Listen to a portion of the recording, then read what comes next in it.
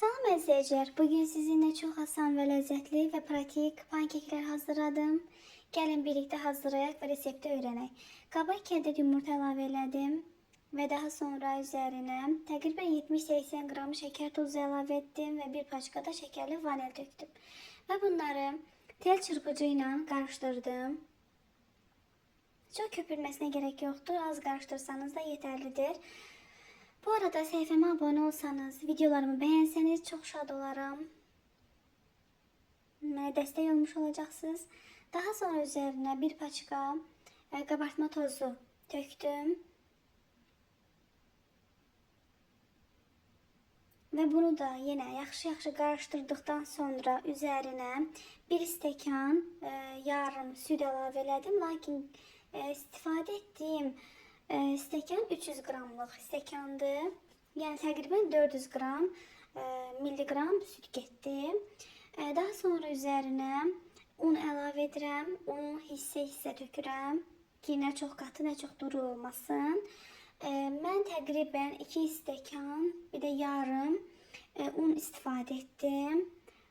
Bu da təqribən 800 qram eləyir. 800 qrama yaxındır.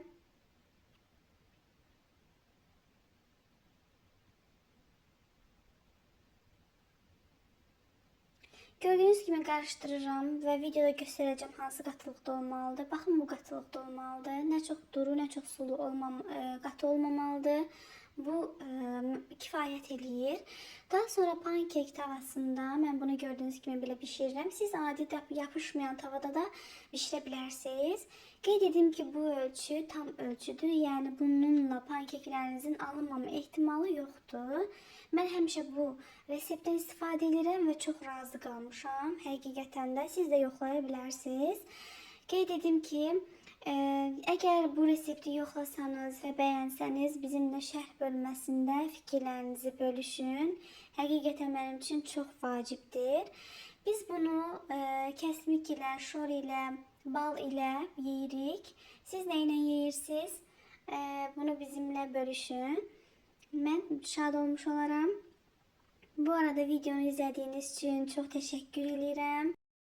Kanalıma abone olup videolarımı beğenseniz çok şad olaram. Qeyd etdiyim kimi göz hakkınızı halal eləyin. Burada göstermek istəyirəm sizə ki, yəni baxın həqiqətən çox elastik və çox gözəl alınır. İçərisi də tam pişmişdi.